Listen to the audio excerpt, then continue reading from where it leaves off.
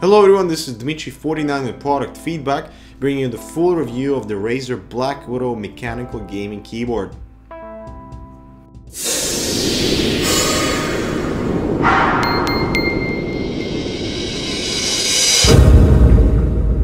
Okay, so right off the bat, the mechanical keys are used on this keyboard are the MX Cherry Blue, which are designed for gaming and they're also designed for typing. In my experience, I did prefer the MX Blue mechanical switches to be more utilized and more efficient in typing and more than the gaming side, and that is because when you do click the switch, it does click.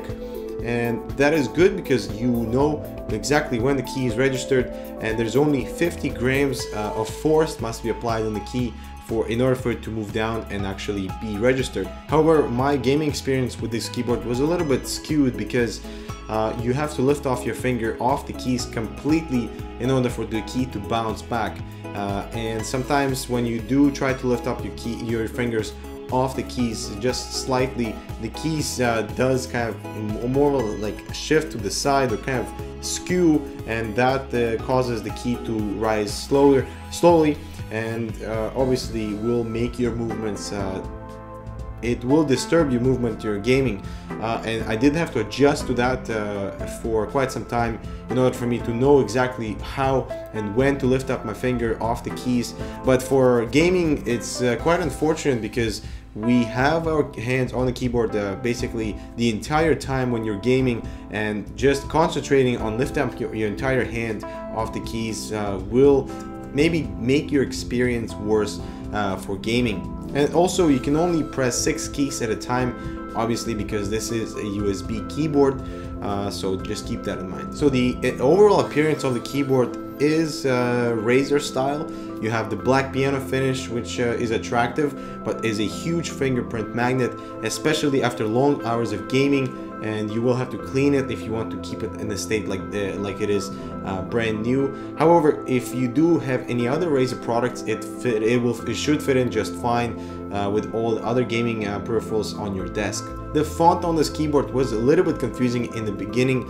I would have liked to see Razer use a simpler font in the end, because the font here is used slightly off, I would say, and not very attractive, kind of square and bulky, both numbers and lettering, and would have been nice to see Razer to use something else. Now on to some of the useful features of the keyboard is you have 5 programmable macro buttons. They are on the left and they do expand the keyboard size, so that's something to consider. But they are extremely easy to use. You can macro and make up your macro extremely quickly, both in game and both in Windows. So this keyboard has the function button on the right beside the alt button, and that will act as for the media keys on the top over here, your regular play, pause, and audio. You also have this gaming key F11, which basically disables the Windows key, and once you press that, they have this green gaming key in the crosshair, so you know exactly when that is disabled, so that's a very good feature. You can also disable this dimming pulsing light here. You can either disable it, or you have 3 lighting options, so you have kind of low, high, medium, and high, and then the next one will make it pulsing. Something that if you do have any other Razer peripherals, it would suit in very fine.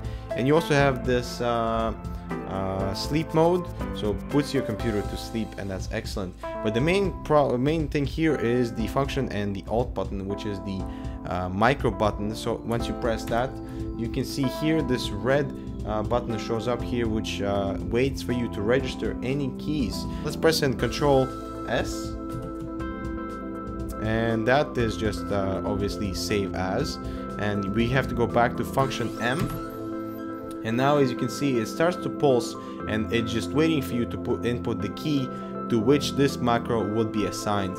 And we'll just press M1 on the keyboard right here, and now as you can see the red pulsing has stopped, and that just means that this Control S has been assigned to the macro key M1. The software that you download from the website for this keyboard, which is the driver software, allows you to basically change the profiles and save different profiles and create your own macros within the keyboard itself. And that is good if you do play multiple genres of gaming, so RPG, FPS, and strategy, and you want to configure different profiles for each genre. So if you're playing Battlefield, you will have one profile. If you're playing Warcraft or Starcraft, you can change the profile within the setting and use that profile for that game. So my overall opinion about this keyboard is that I like where Razer is heading towards creating mechanical keyboards. They're seeing that there is a demand for something better, something non-standard, and they are approaching the market by giving us something that we want in a fashionable manner, Razer style. And that is something that I know a lot of people like. They do like Razer stuff because of the packaging, because of the quality of the product. But I have to say that the keys do feel a little bit light. And in terms of gamers rage, that if you are one of those angry gamers, then perhaps this is not a keyboard for you, because it does feel a little bit plasticky and it does not feel like it's a solid construction. So that is something to keep in mind.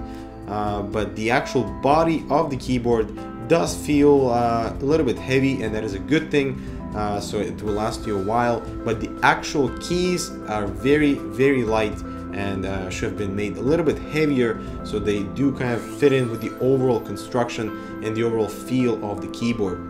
So now the final verdict is that if you are in the market for a gaming mechanical keyboard, this is one of the choices. But from personal experience, I have my own SteelSeries 6G V2 mechanical gaming keyboard, which is much better in terms of construction, and I did find it much better for gaming and for typing, obviously.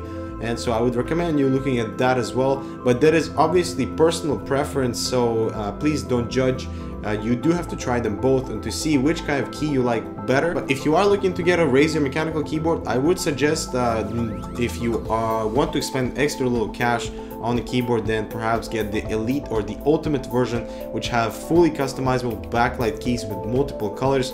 It also has USB and audio ports, and that's something, and those are the extra features that are available on the higher up end level of this keyboard. So thank you guys for watching. This has been Dmitry49 with product feedback. Stay tuned for more videos, and please don't forget to subscribe. To be updated on the latest product feedback videos, make sure that you have subscribed.